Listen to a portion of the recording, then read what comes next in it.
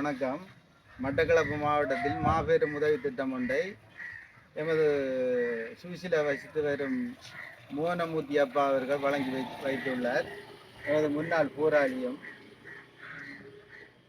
ஒரு காலை இழந்த ஒரு போராளிக்கு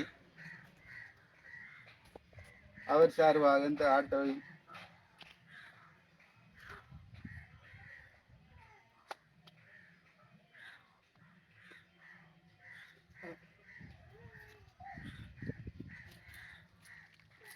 அனைவருக்கும் வணக்கம்.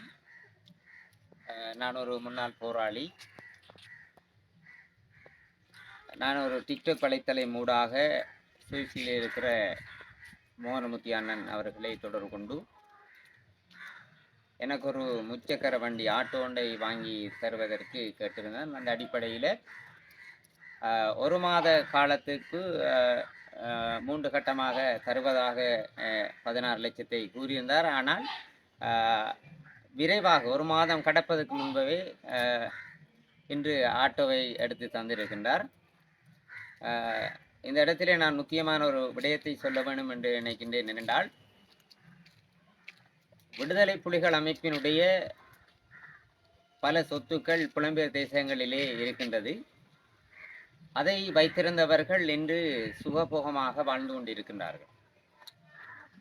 ஆனால் வடக்கு கிழக்கு தாயகத்திலே விடுதலை புலிகள் அமைப்பிலிருந்து அங்கங்களை இழந்து பிள்ளைகளை கொடுத்த அவர்களுடைய பெற்றோர்கள் இன்று தவித்து கொண்டிருக்கின்றார்கள்.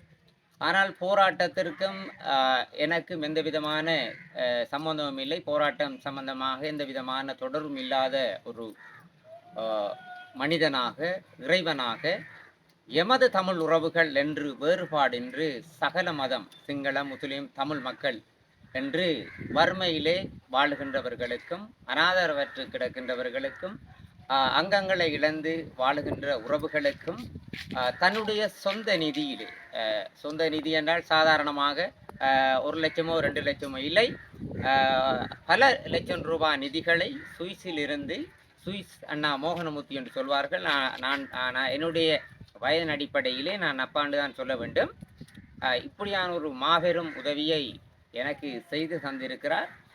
இதை நான் சொல்லுவதற்கு முன்வந்ததுக்கு ஒரு காரணம் இருக்கிறது. என்னென்றால், புலம்பெயர் தேசத்திலே விடுதலை புலிகளுடைய சொத்துக்கள், பல சொத்துக்களை வைத்திருக்கிறவர்கள் உணர வேண்டும், திருந்த வேண்டும், மனம் திரும்ப வேண்டும். ஏனென்றால், ஒரு தனிநபர் அவருடைய பணத்திலே இருந்து இப்படிப்பட்ட உதவிகளை செய்கின்ற பொழுது போராட்டத்தை வழிநடத்தியவர்கள், போராட்டத்துக்கு துணையாக இருந்து போராளிகளோடு பங்கு பெற்றியவர்கள் அவர்களை கைவிட்ட நிலை காணப்படுகிறது. ஆகையினால் இந்த எனக்கு ஆட்டோவை பெற்றுத்தந்த மோகனமூர்த்தி ஐயா அவர்களுக்கு எனது இதயபூர்வமான நன்றியை தெரிவித்துக் கொள்கிறேன். ஆனால் இந்த நன்றி போதுமானதாக அல்ல, வார்த்தையால் சொல்லிவிட்டு போகலாம்.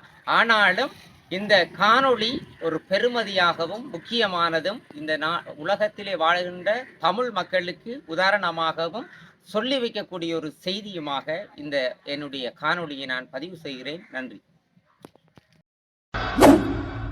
நான் ஒரு தடவை சொன்னா 100 தடவை சொன்ன மாதிரி